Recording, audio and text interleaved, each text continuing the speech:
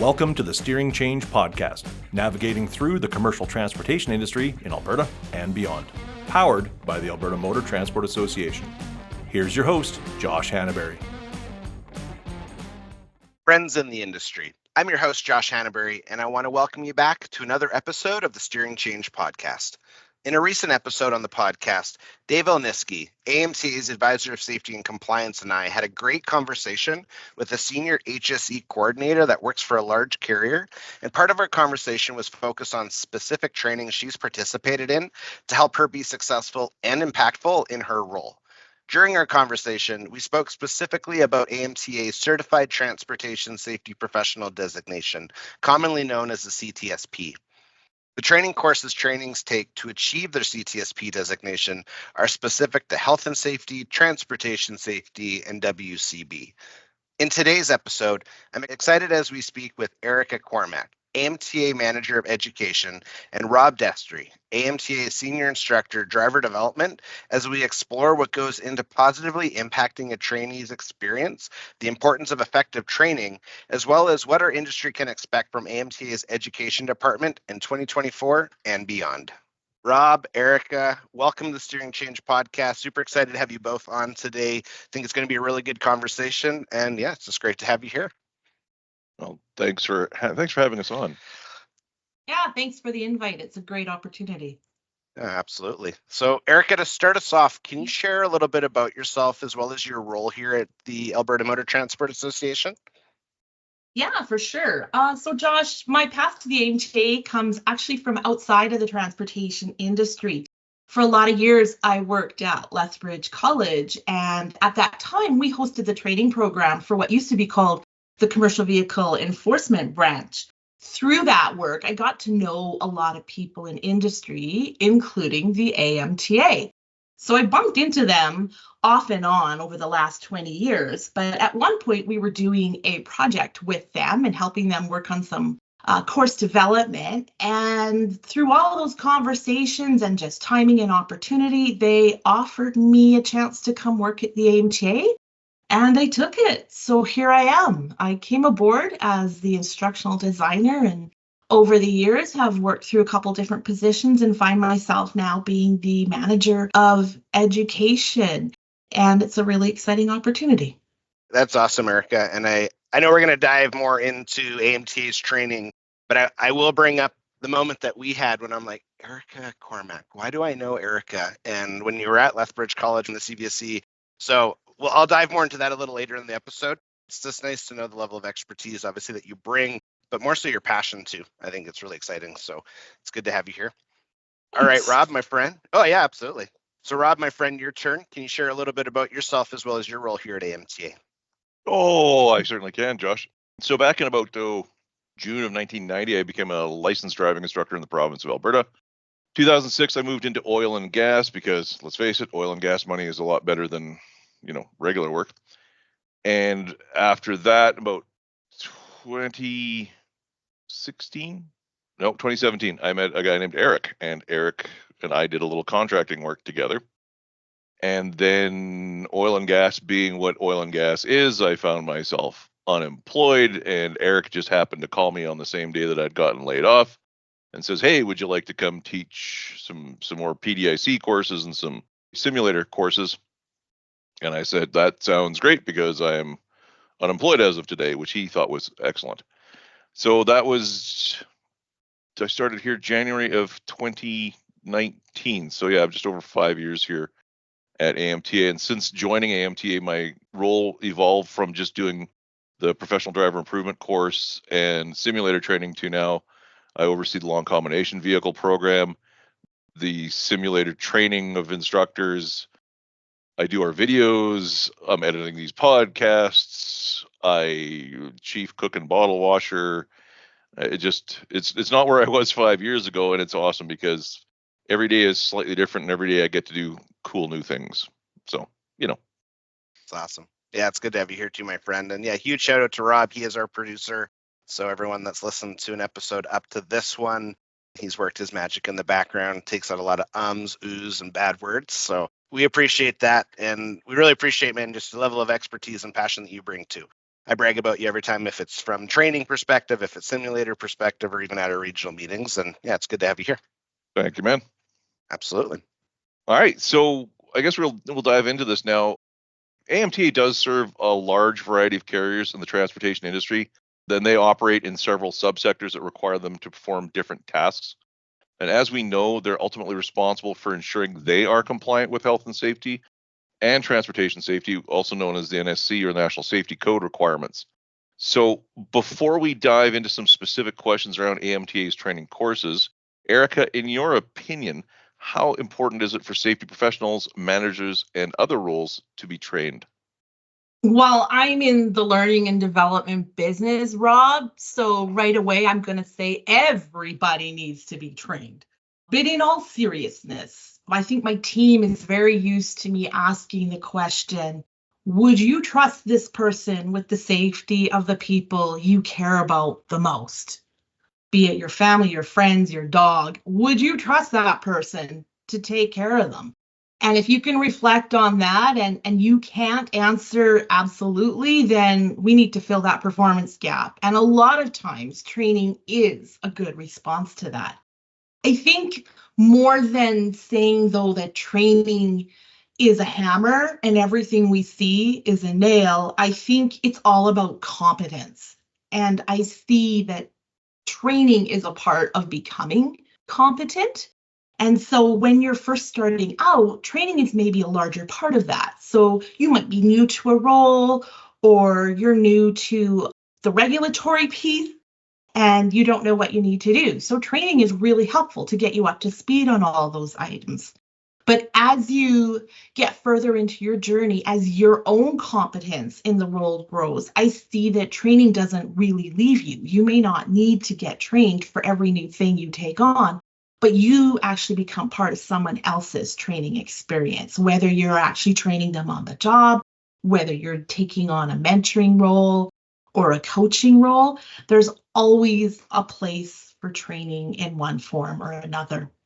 It's been my experience, and the same thing when I did that work with Eric. It's a lot of cases, it's they don't know what they don't know.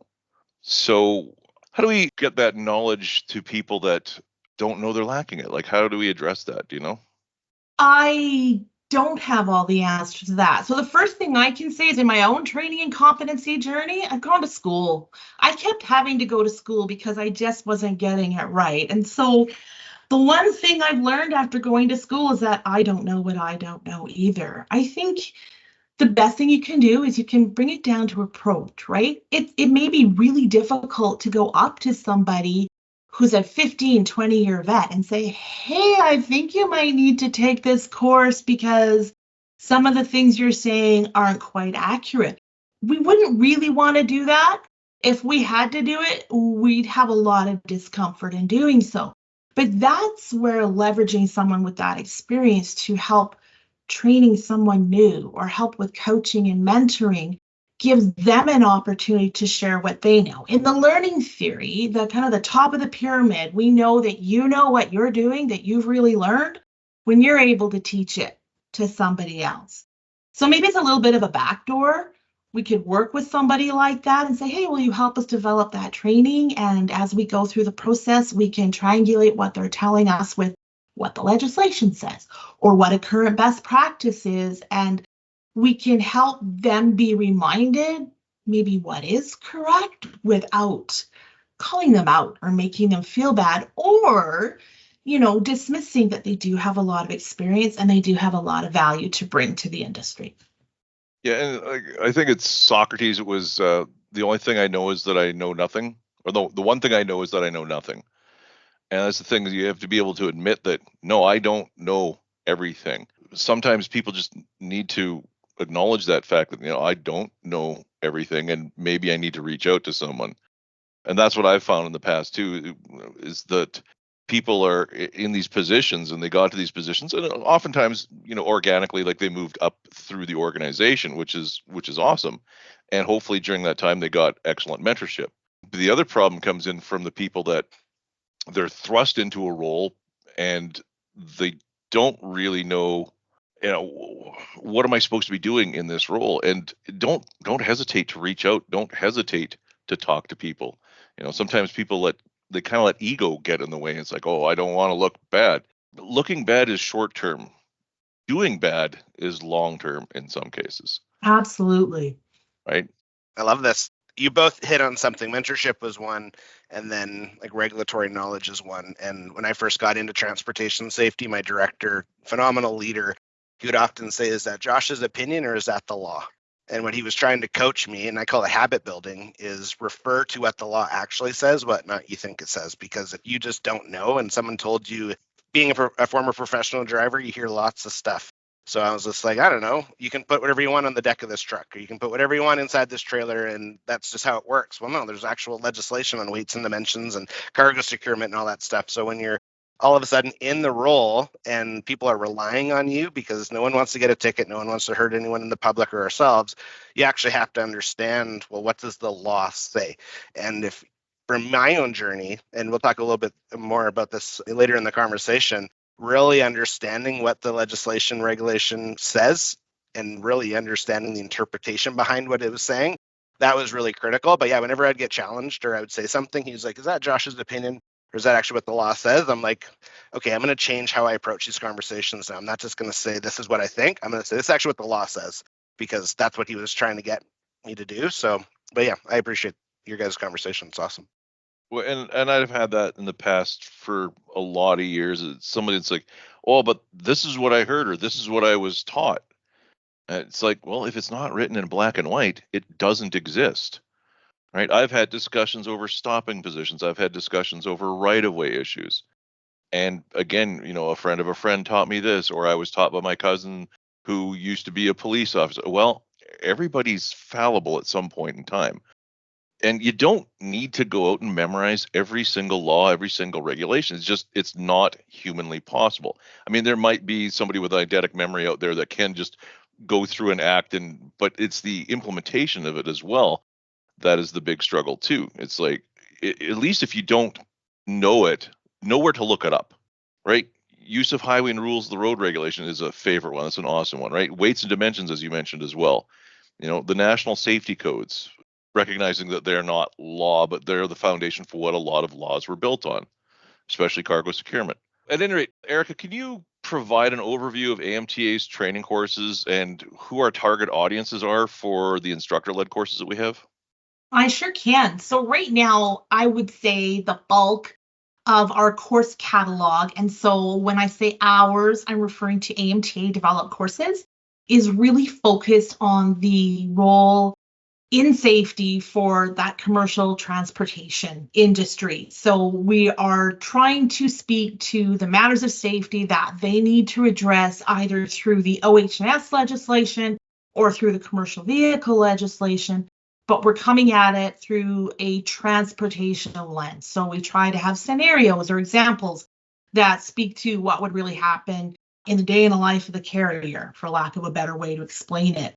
Examples of courses like that would be our National Safety Code program admin course, right? It covers a lot of the regulatory stuff, what they need to keep in terms of documentation, what they need to have in terms of archived material.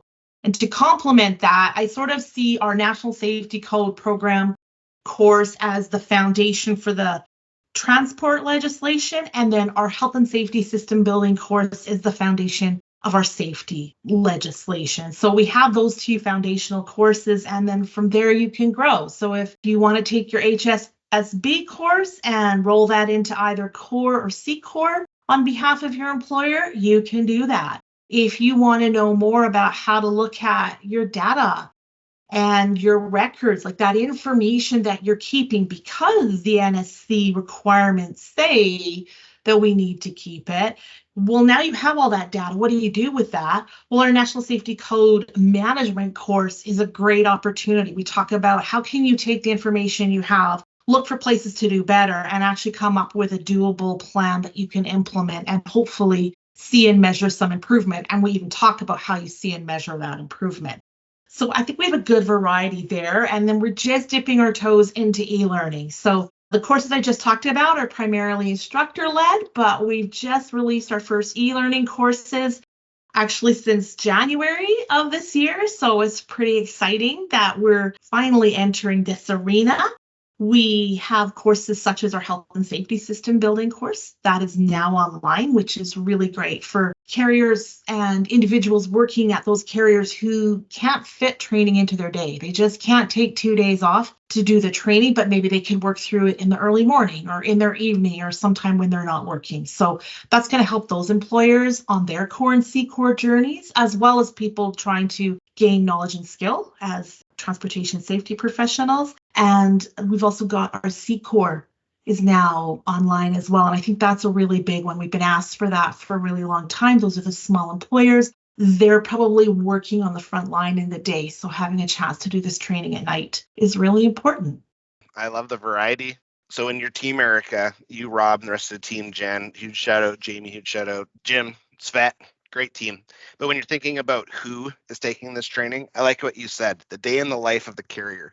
Because I think sometimes when you are living that life, it's nice to know that you're actually thought of and like, oh, I was part of this thought process, not just, oh, that training has nothing to do with what I do in a day. Like, I think when you hit that, I thought that was a really key point.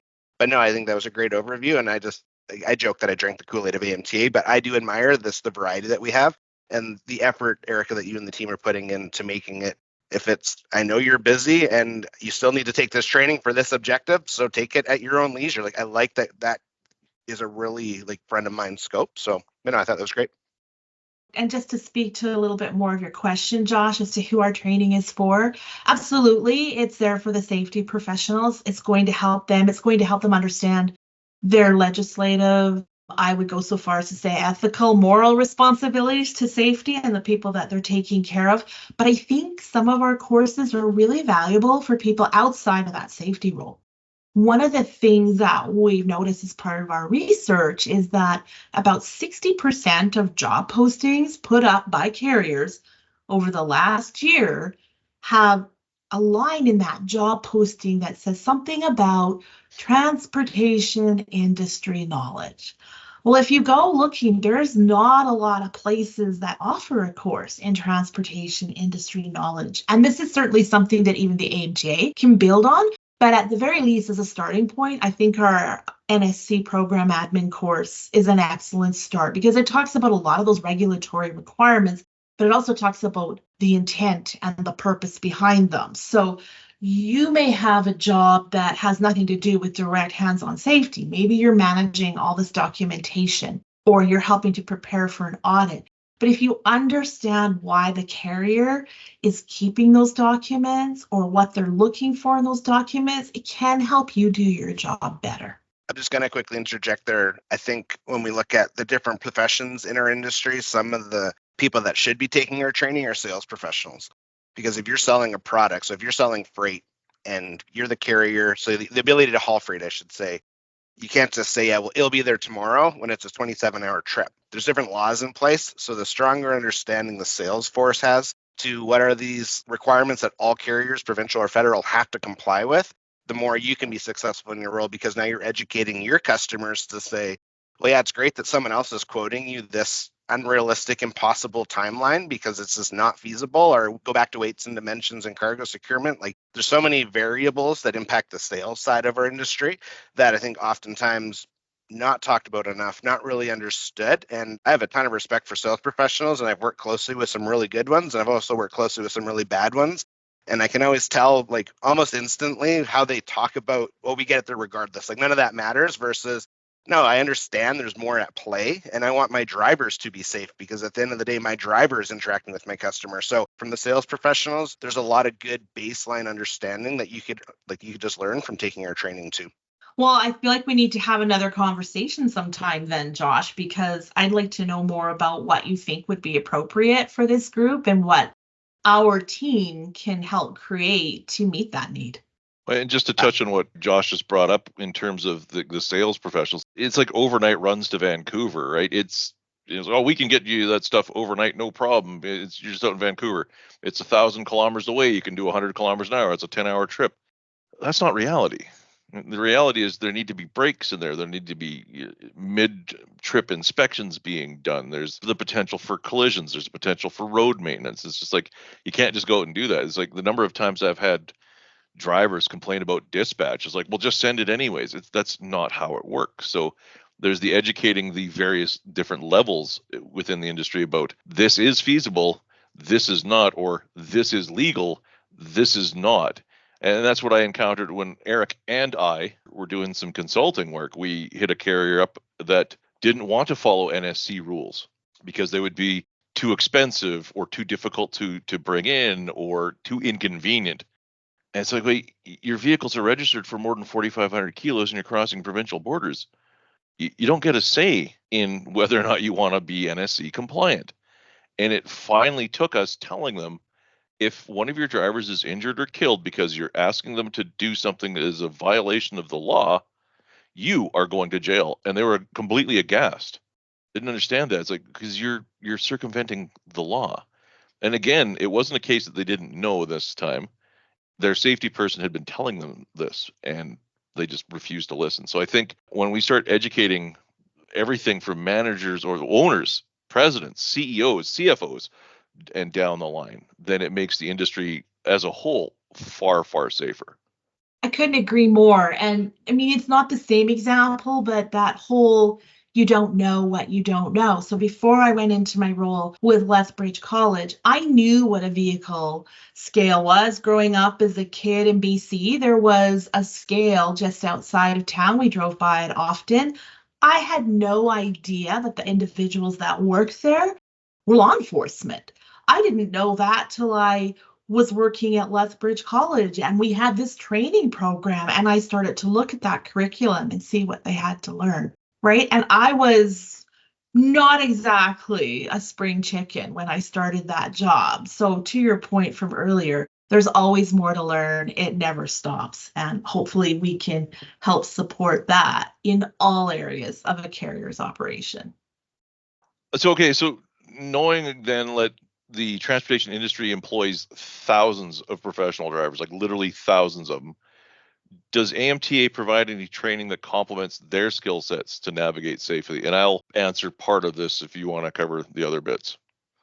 Sounds good to me. Well, as a matter of fact, we are just putting the finishing touches on an hours of service training course that is going to be deployed as an online e-learning opportunity. It should go live within the next few weeks. We're really excited about having had that opportunity. And I just want to say that when we build this hours of service course to go out into the online world, we take those assets that we create and we use them in our instructor-led training or in our online asynchronous training. We try really hard to create solid pieces of instructional material that can be used across all of our courses for a couple of reasons. Obviously, we want to be good stewards of the resources that we do have, but also we want to give consistent messaging. We don't want you hearing something different in an online course than you would hear in our classroom course. So we're really excited about that one. And I can also tell you that we've just signed the contract and we're getting ready to go do a cargo securement online e-learning course. So that one's going to get built here in the spring, and I would anticipate that it should be out this summer at the latest. So these are a couple really exciting ones that I can tell you about. There's a few more that I can't tell you about quite just yet, but there's at least 3 more driver-focused e-learning courses that we're hoping to release before the end of this year. And in terms of other learning that we already have, we've been involved with a couple of creative sentence projects. So we do have our aggregate hauling course that exists as an e-learning course. There's actually no charge to take it. If you're interested, just go check it out on Biz. And we're also working with the heavy haul industry on doing some training around working safely in and around that type of vehicle and in that environment. Actually, Rob's working with our industry experts on that, and we're excited to see what comes of that one. Yeah, that one's a little while out. For sure. We're going to be concentrating on the guys that are dealing with Jeeps and boosters and massive heavy weights and overdimensional. It's a very niche industry, but it needs to be addressed, and we're working with that. Well, now you kind of may be concerned that I want to mention some things that we have in the hopper that I'm not allowed to talk about yet. So I'll stick with PDIC and LCV. So that's two of the things that we do have right now. That the professional driver improvement course, we train instructors so they can go out to their carriers so that they can deliver the course internally. That way they can always target their drivers with the knowledge that the drivers need specifically to that industry. So with our long combination vehicle program, we'll train the instructors either for a driving school or for internal use with the company. And then they can train suitable class 1 drivers with enough experience to pull LCV within the province. So that's one of our big things that we oversee as well. I mean, plus we also have the simulator as well, but that's not really a course that education, quote unquote, oversees directly. That's more my domain than anything else. Just adding on to what Rob said about the work he does in training the trainers for LCV, on a project we're really excited about is we're starting work on an in-cab train the trainer type of program. So it's one thing to know how to teach in the classroom, but the cab of the vehicle is a very different environment. And I'm going to give a big shout out to my colleague here, because if you've ever seen him coaching somebody in a vehicle while they're driving, he is phenomenal. So my project, my big goal this year is to get that knowledge, that demeanor, that ability out of my colleague Rob's mind and into something that we can share with learners to help them coach their new drivers or their experienced drivers. I think that's an important part of a driver's development. It doesn't stop after they finish their MELT training. Things are always changing. It's a dynamic environment, and our training needs to be able to respond to that. So being able to go out in a vehicle with a driver and assess where they're at, assess maybe where they could use more practice or a little coaching to do things more efficiently. I think that that's going to be a win for our carriers and drivers across the province. And I'm really excited to see what gets developed here. Well, you guys keep setting this bar for me so ridiculously high. Because It's keep your it lower so I fault can for- jump over you easier. said it. You said it. I'm just calling out the obvious. I'm Agreed. getting old. It's hard to hurdle things. It's hard to get So over you these high bars now. I didn't teach my kids to drive because I'd have gone half a block and been yelling, "You're going to get us killed. I can't do it." Yeah. Yeah. I want to hit on two things quickly too before I ask our next question. So first, just so our listeners know, anytime we reference a link, it is in the show notes. So if you're listening to this on your favorite podcast player or on YouTube, definitely check out the show notes, because there was a couple links there that we referenced, and I highly recommend you check out. So the other thing is, when we're talking in-cab, one of the biggest conversations that we're having collectively from the member services side, which is the department that I'm on, is how can carriers work with their drivers to mitigate insurance costs? And I think the direction from an in-cab training ties into the driving finishing program quite well, because you're building a skill set. So there's no guarantee at this point in this conversation, but I like the fact that we're building this, because I do believe it's really going to help carriers that are trying to improve their drivers' experiences and safety and just what to look for. And this is a huge asset for that whole transition as we continue to progress in that space. So I just wanted to make sure I highlighted that too. Yeah, and in the many years I've been doing this with oil and gas and whatnot, you can have the best driver, the best operator, the best whatever, and then elevate them into the role of a trainer, and it doesn't always work out because they don't have the soft skills necessary to take the knowledge that's in their brain and put it out in a constructive, timely, however you want to describe it, logical, illogical, organic, regimented, whatever. They don't have that ability to get that out. So that's what Erica and I and the rest of the team want to work on this year, or going to work on this year, is how can we take that? Because like you said, we get this call a lot. I get the call a lot on the phone. We've heard it many times at regional meetings. How do I get my XYZ driver to be a trainer? Well, we don't have anything right now. Talk to us in a few months, right? And hopefully the few months is now like an actual visible end line, end goal line, end zone. It's one of those things. End line, goal zone. We have a target. We have a target. I love it. Thanks, Erica. Awesome. Also, you That's left awesome. out linear. When you're trying to organize the information, some circumstances require that information to come out in a linear format. And I just want to tag on to what you're saying and say that when we talk about our in-cab trainer, that we're going to talk about the kinds of exercises you could do, but as much as anything, it's going to be about those soft skills. How do you, as that person sitting next to a driver, read the nonverbals, pick up on what's going on in that cab that's underlying and affecting that driver's performance? So it's going to go deep. I think we're going to do a little psychology there, maybe. I think it's going to be a really exciting course, and I look forward to learning from it myself, for starters, right? Yeah, I was struggling to find linear, but no, you're right. It actually has to be timely, constructive, important. There's ways to do it, and they're not all that difficult. I think it's awesome. So, Erica, we're going to pivot a little bit. So, the Certified Transportation Safety Professional and Coordinator designation. So, I know a couple of years ago, AMTA launched these, and they are recognized here in Alberta, and I believe that other provinces are working on getting them recognized too. So, from your perspective, how have these designation programs impacted safety professionals working in the transportation industry? Well, first and foremost, hopefully in a positive manner, but we all know that there's this legislative requirement for carriers to have a safety officer and to produce a written safety program. And that's more or less where the legislation stops. It doesn't tell you who has to be that safety officer. It doesn't talk about their qualifications or their training.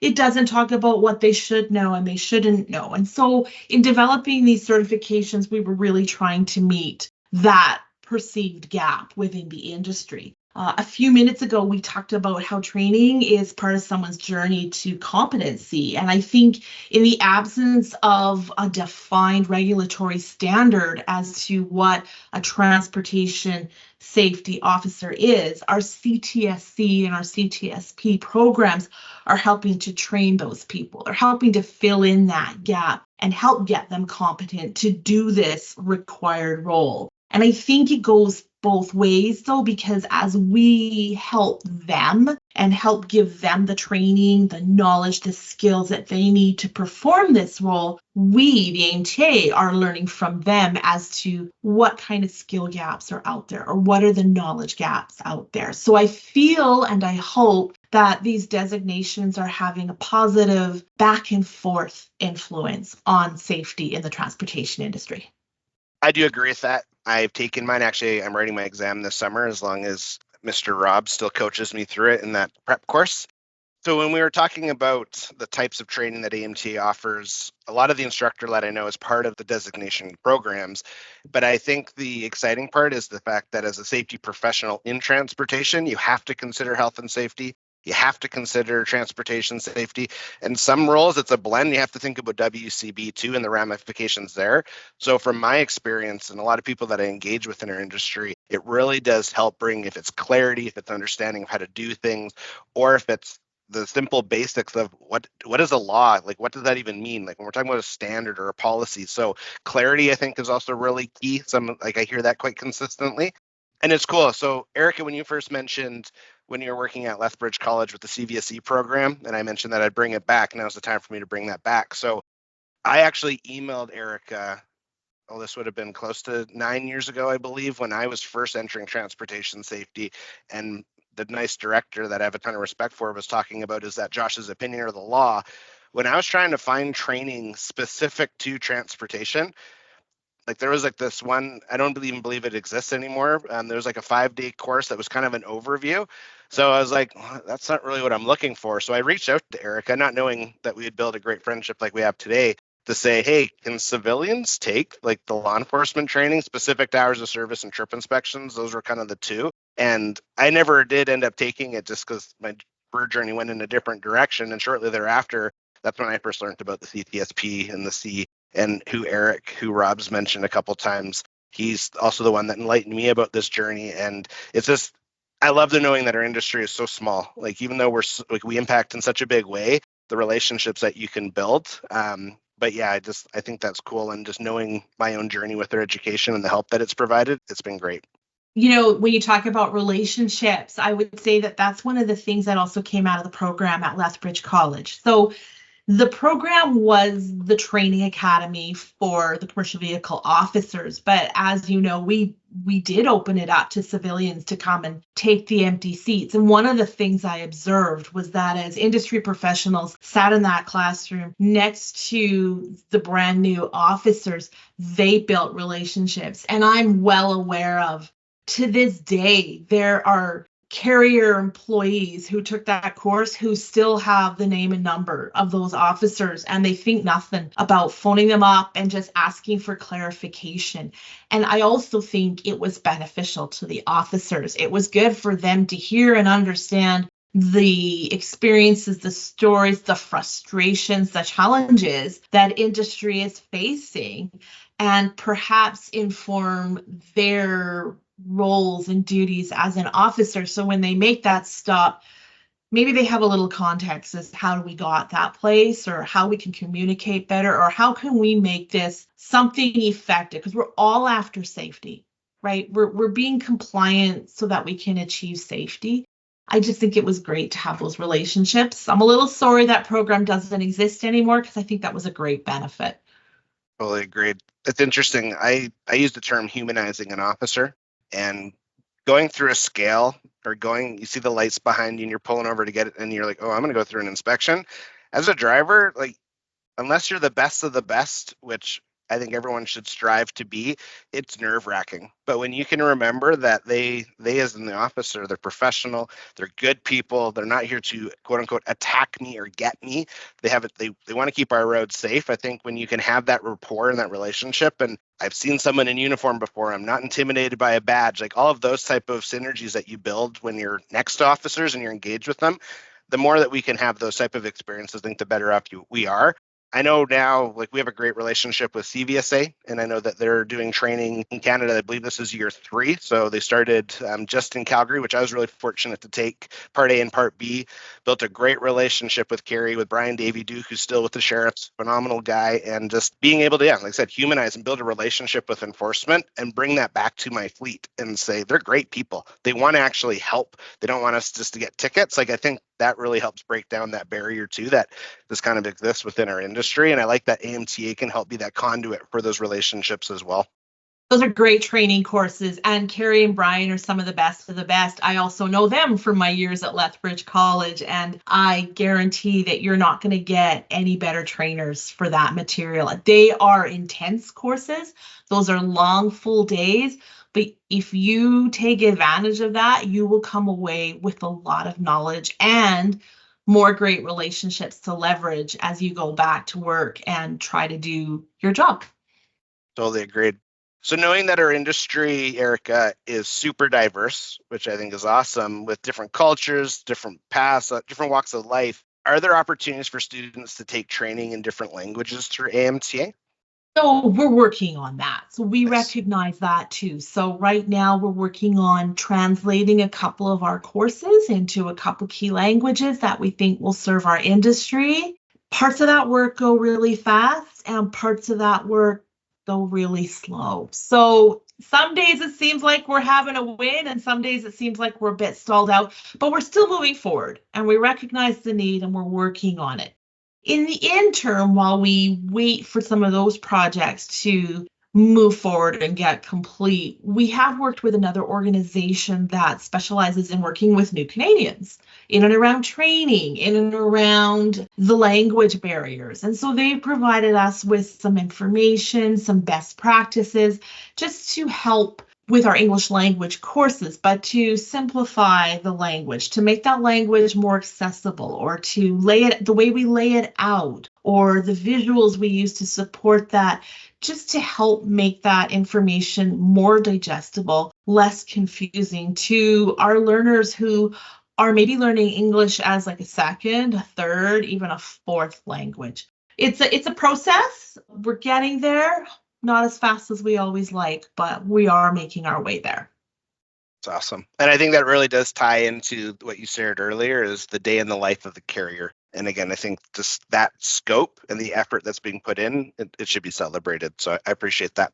from my perspective, I already kind of know what my preferences would be, but from your perspective, what are the major differences between in-class learning or the instructor-led online learning? Do you see these differences advantages or disadvantages to students, or both, or what do you see?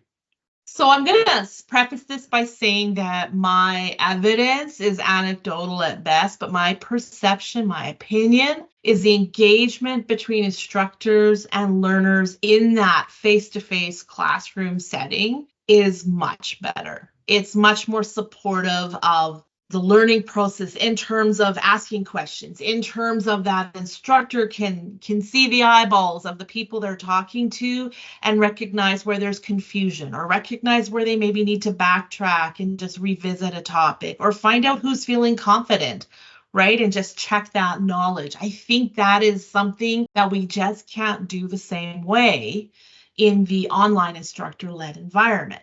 Having said that, we've talked about the fact that our members and carriers in Alberta are all over this province.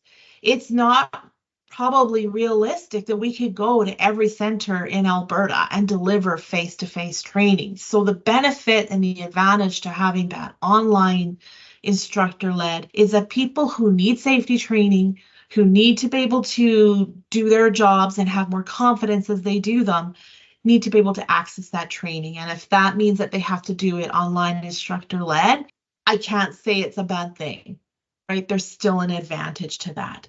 I think at the end of the day, both methods are getting that safety knowledge and information out to frontline workers. And if we can do that well, we're being successful no matter what mode of delivery we use. Yeah. However, I know you like the classroom best, Rob.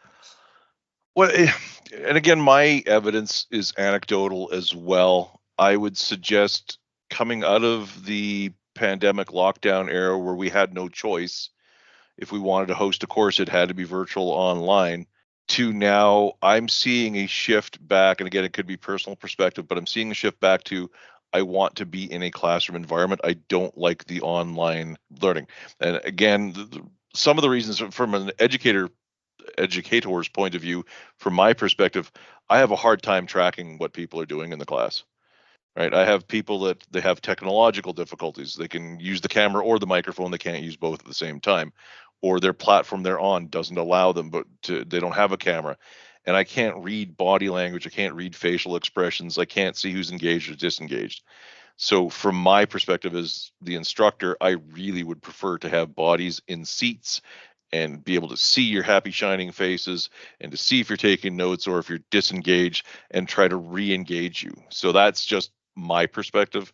I would like the courses that are instructor led to be butts back in seats, but you're right. I mean, we are Grand Prairie and Fort Mac and Lac La Biche and Edson and Lloydminster and Brooks and Lethbridge. And it's sometimes you got to make do with what you've got.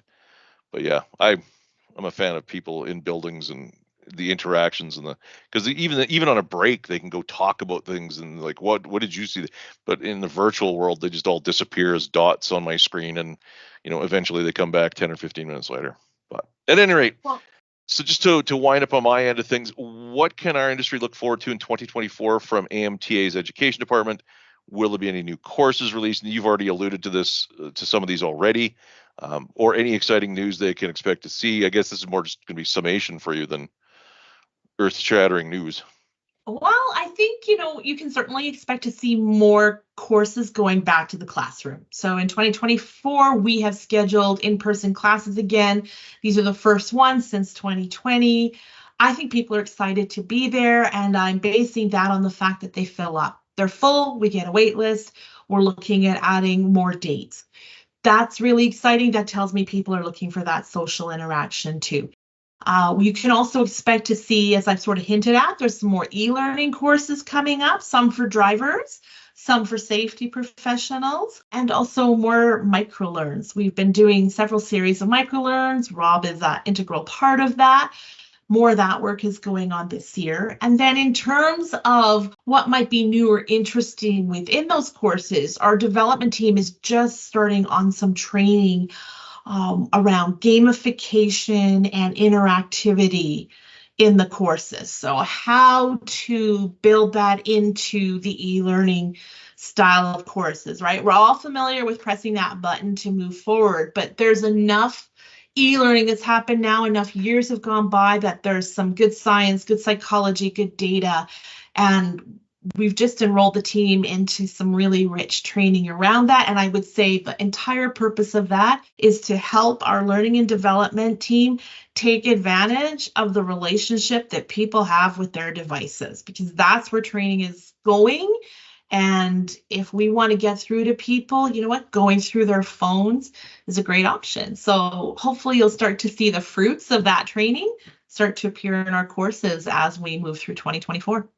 Yeah, I think that's awesome. I think it's all exciting. And one thing I did want to touch on quick before we transition to end is when we're in class and there's humans in similar type roles, you care about similar type stuff, the relationships that can get formed is incredible. And some of my closest industry friends literally came from training classes. And that could have been, like, I think my longest tenured friend close to 8 or 9 years ago. And that was from a different association as I pursued a different designation. And we're still close and we're still feeding off of each other. So I love the direction that we're going. I'm a big fan of getting back in class, but I also understand knowing the locations of where our members reside, and predominantly those that take our training are our members, it's nice to have that option for online too. So before we end though, Erica, were there any final words that you would like to share? Oh gosh, you better be careful what you ask me, because I'm definitely a learning and development nerd and I could talk about this for a long time. I've really enjoyed having this conversation with you and with Rob today. I think that we've talked about a lot of stuff today. I can't think of anything that I feel really compelled to add, but if someone has questions, please reach out, or maybe if the opportunity comes up again and, we don't get gonged too badly on this episode, I can always come back for another visit. I think that would be awesome. Are you comfortable? So in the show notes, again, there's always contact details. If we put your email address or just the training@amta.ca address, what's better for you? You can put them both if you want. Training at AMTA will help people get registered, let them know when things are coming up. But if you have ideas for courses or job aids or microlearns, I'd be happy to receive them. Awesome. So in the show notes, I'll make sure to include both your email as well as your team's, the training at AMTA email, and then people can reach out. I appreciate it. And I appreciate you being here. Thanks, Josh. It was fun. Good. I'm glad. All right, Rob, bring us home. Were there any final words that you would like to share?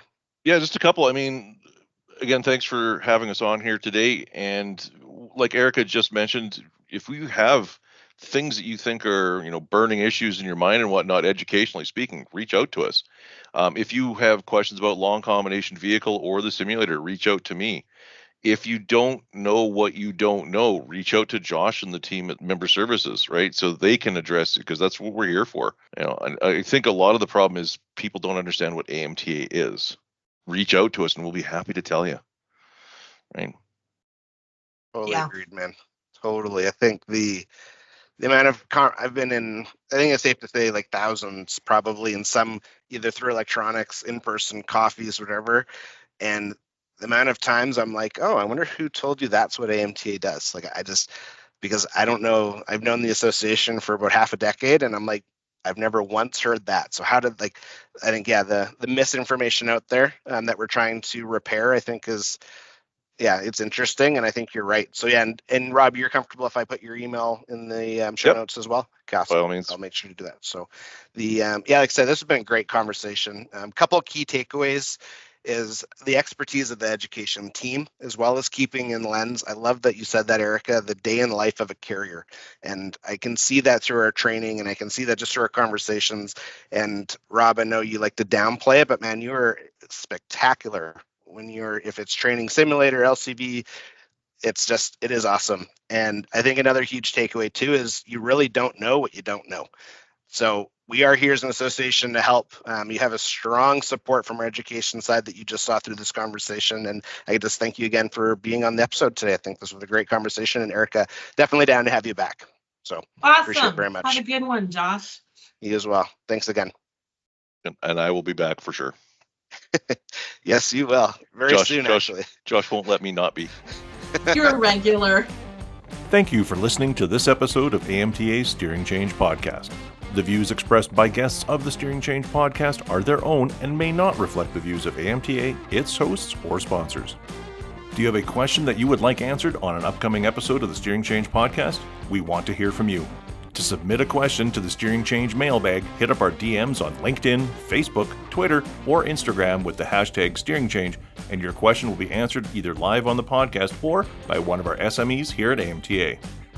We ask that you share this episode with those in your network that could benefit from what we discussed today, and make sure to subscribe to our podcast on your favorite podcast platform so you can be notified when future episodes are released.